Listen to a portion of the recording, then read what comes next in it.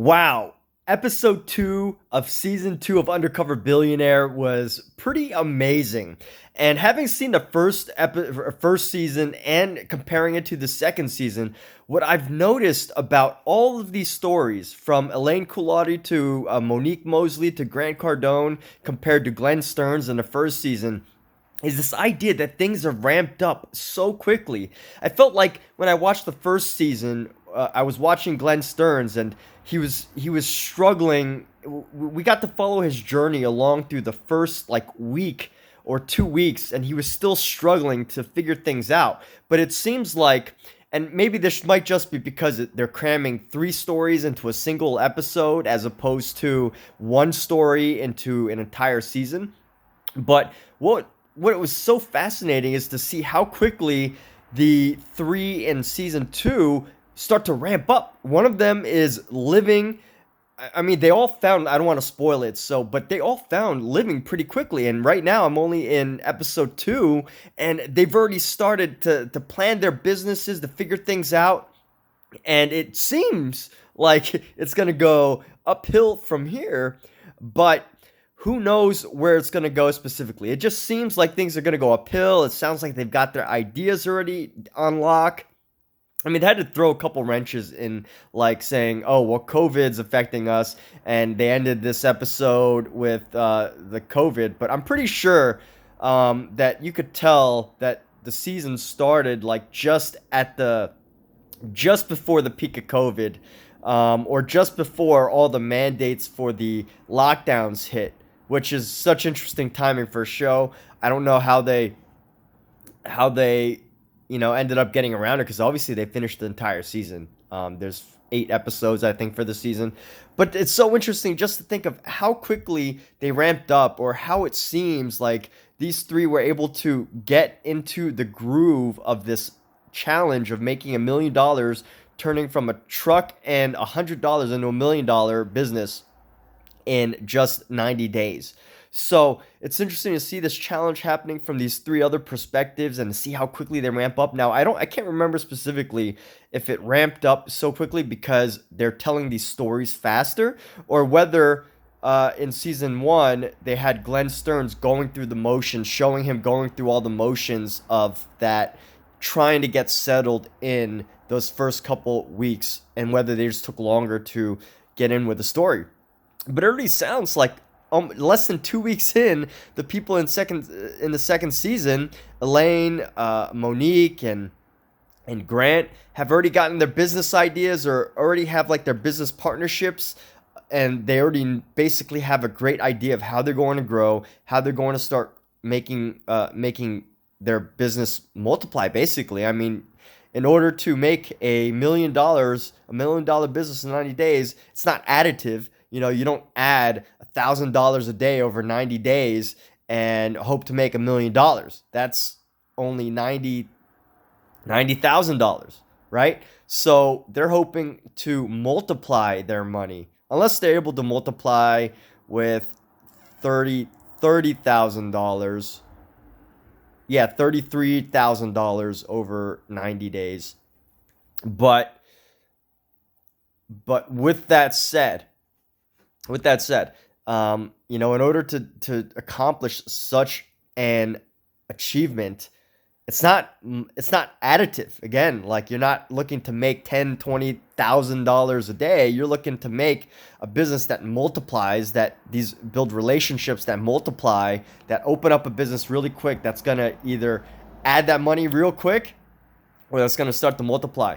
And it looks like they're going down the routes of real estate. I mean, Elaine's a real estate person. Grant Cardone's a real estate person. The episodes have already shown that it's probably real estate related. Now, I'm looking forward, because those two are real estate, and that seems to be the easy route. Like, obviously, if you could buy a multi-million dollar real estate business, or a multi-million dollar real estate company, you've already got $1 million business technically, right? So hopefully they show something beyond just real estate. Like, we could see that with Monique, who's looks like she's building a what do you call it, a I don't want to spoil it, but she's building a different type of business. She's building a business that the city needs a lot of, as opposed to just having real estate people come in and take over the real estate or build at the top of the real estate using their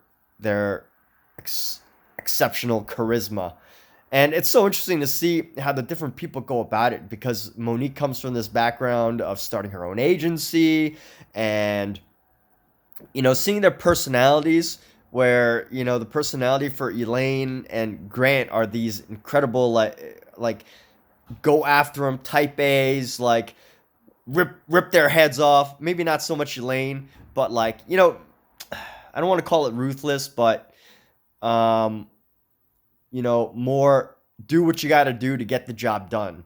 While Monique has gone in with this very, she there's a I'm not going to call the other two not humble, but if we had to compare levels of humbleness in terms of their approach to how they're going to do this, I would say Monique would rank on the side of the most humble in terms of this. And who knows, maybe that way does not end up working. I mean, if you could buy a multi-million dollar property, then you've got yourself a multi-million dollar business. But if you try to start a company as Monique did, I think more people can probably relate to Monique's story of how she's starting a business, because it's just so great how she does it in terms of trying to solve the problems, trying to understand what the city that she moves to needs and helping to solve those problems and working with people locally, as opposed to that almost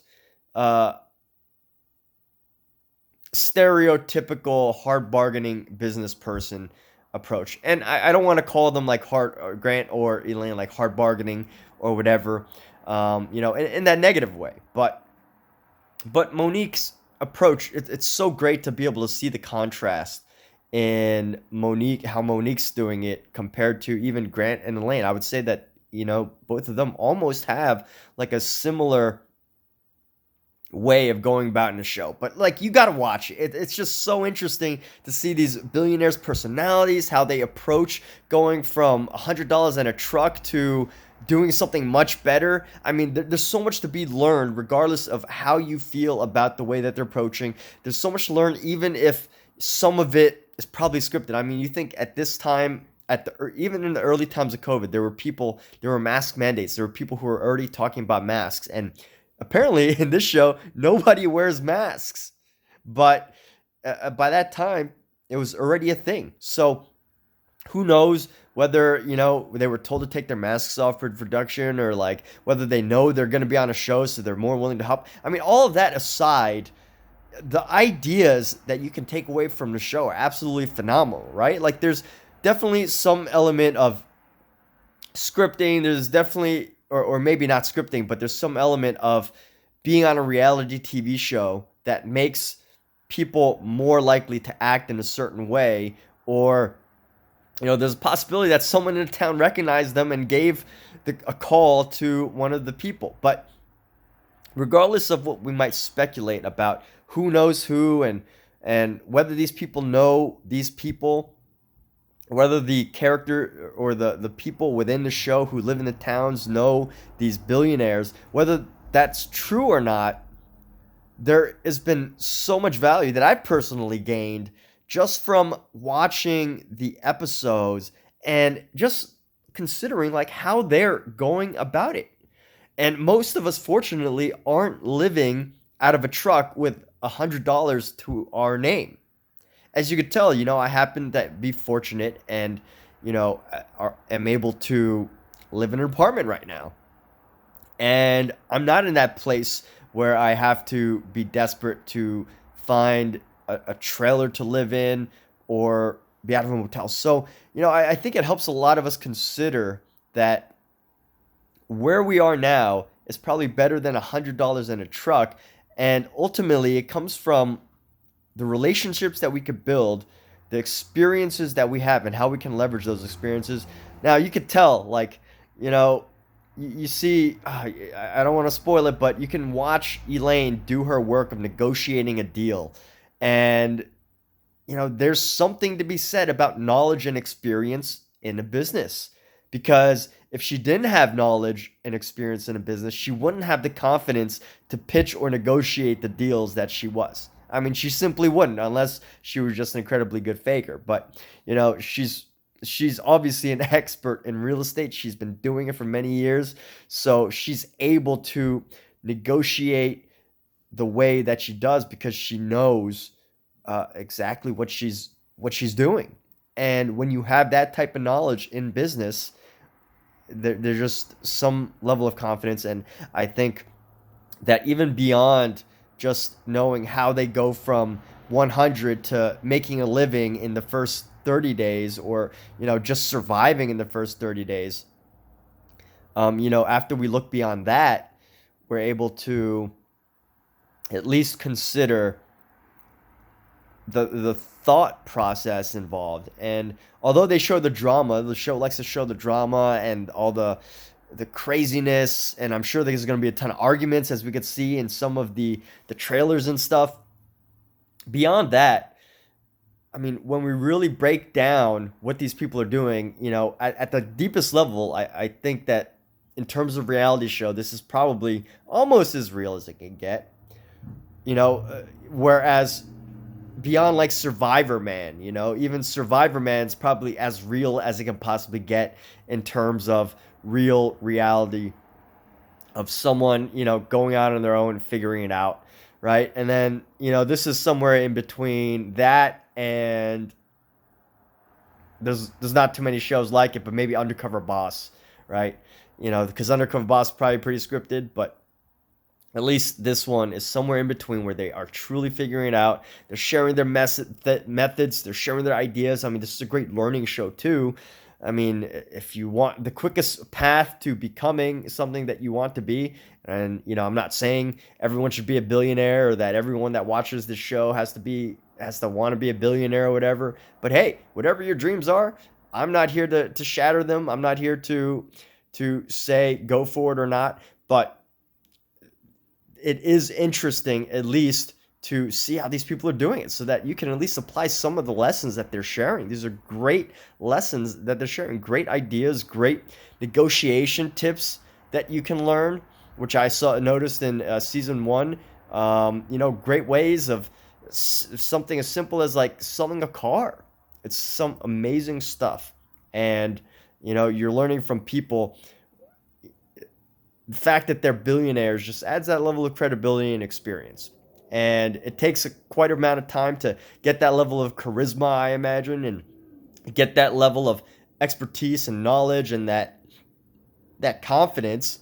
That's where, if you want to make deals like that and you want to be able to start a $1 million business in 90 days, if you ever want to do something like that, that's probably what you need.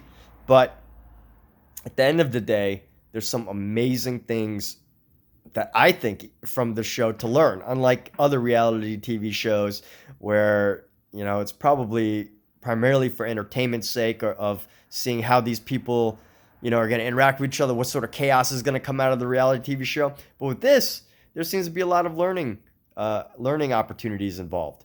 And plus, these are people that are experts in their field. And, I would say if you want to learn to be successful or whatever, find someone who is there and learn from them.